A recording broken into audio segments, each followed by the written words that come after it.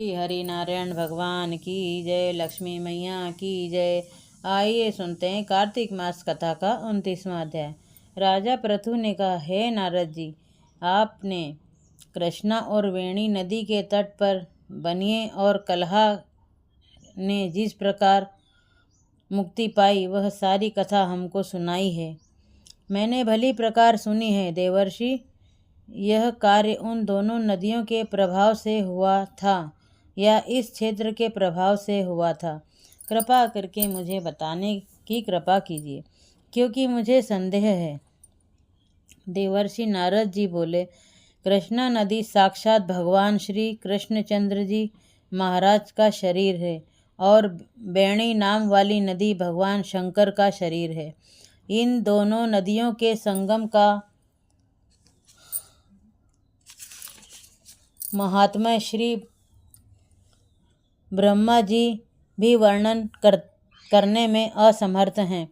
फिर भी चूंकि आपने पूछा है, अतएव मैं आपको इनकी उत्पत्ति का वृतांत सुनाऊंगा। ध्यानपूर्वक सुनिए। चाक्षुष मनवंतर के आरंभ में श्री ब्रह्मा जी ने सहस्त्र पर्वत के शिखर पर यज्ञ करने का निश्चय किया। वह सब देवताओं, भगवान विष्णु, भगवान शंकर और यज्ञ की सारी सामग्री लेकर उसी पर्वत के शिखर पर गए। तब महर्षि भृगु आदि ऋषियों ने ब्रह्म मुहूर्त में उन्हें दीक्षा देने का विचार किया। इसके बाद उन्होंने भी ब्रह्मा जी की पत्नी स्वरा को बुलवा भेजा। वह बड़ी आहिस्ता आहिस्ता आ रही थी। इस बीच में श्री भृगु जी ने भगवान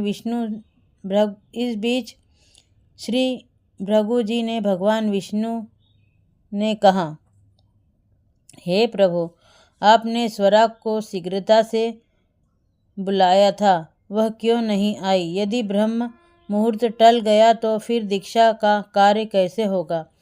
इस प्रकार भगवान विष्णु ने कहा, यदि स्वरा यथा समय यहाँ पर न आई तो आप गायत्री को ही स्त्री मानकर दीक्षा विधान कर दीजिएगा। क्या गायत्री पुण्य कर्म में ब्रह्मा जी की स्त्री नहीं हो सकती? नारद जी बोले, भगवान विष्णु ने भगवान शंकर की बात का समर्थन किया। यह बात सुनकर भृगु जी ने गायत्री को भी ब्रह्मा जी के दाईं ओर बिठाकर दीक्षा विधान आरंभ कर दिया। ऋषि मंडप गायत्री को दीक्षा दे ही रहा था कि इतने में स्वरा भी यज्ञ मंडप में आ पहुंची।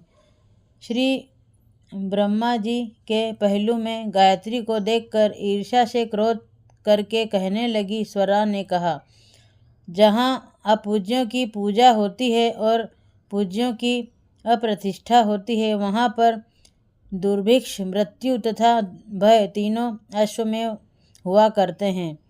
यह गायत्री जी श्री ब्रह्मा जी की दाईं ओर तथा मेरे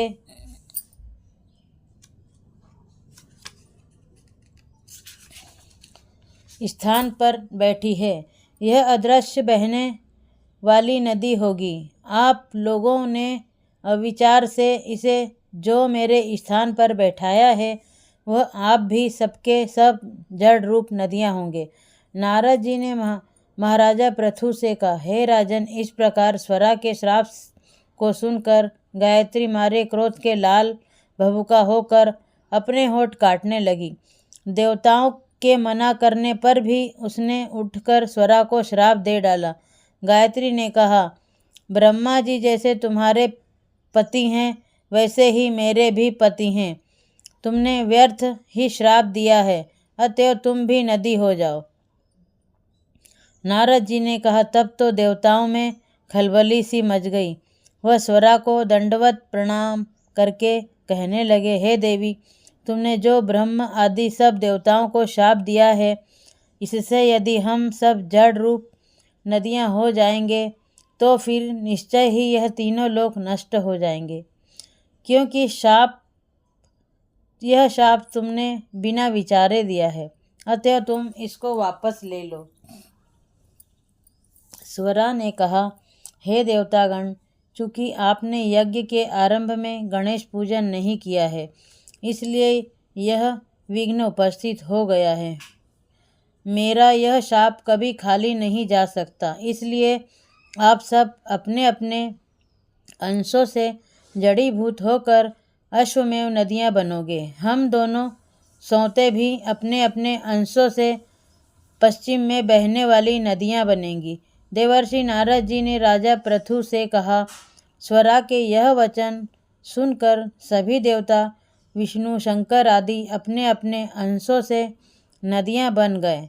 भगवान विष्णु के अंश से कृष्णा, भगवान शंकर के अंश से वेणी तथा श्री ब्रह्मा जी के अंश से कुकुदमवती नाम वाली नदियाँ उत्पन्न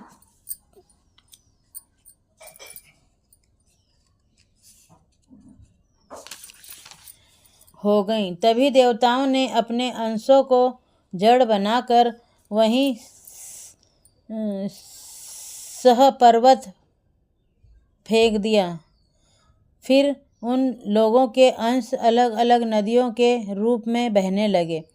देवताओं के अंशों से पूर्व वाहिनी तथा उनकी स्त्रियों के अंशों से सैकड़ों व हजारों की संख्या में पश्चिम वाहिनी नदियाँ उत्पन्न हो गईं। गायत्री और स्वरा दोनों पश्चिम वाहिनी नदियाँ होकर एक साथ बहने लगीं। दोनों का नाम सावित्री पड़ा।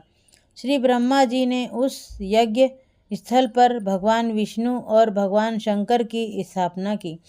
दोनों देवता महाबल तथा अतिबल के नाम से विख्यात हुए। हे राजन, कृष्णा और वेणी नदी की उत्पत्ति का वर्णन जो मनुष्य सुनेगा और दर्शन व स्नान का फल प्राप्त होगा। श्री हरि नारायण भगवान की जय। लक्ष्मी मैया की जय। श्रीमन नारायण नारायण हरि हरि। भजो नारायण नारायण हरि हरि। जपो नारायण नारायण हरि हरि।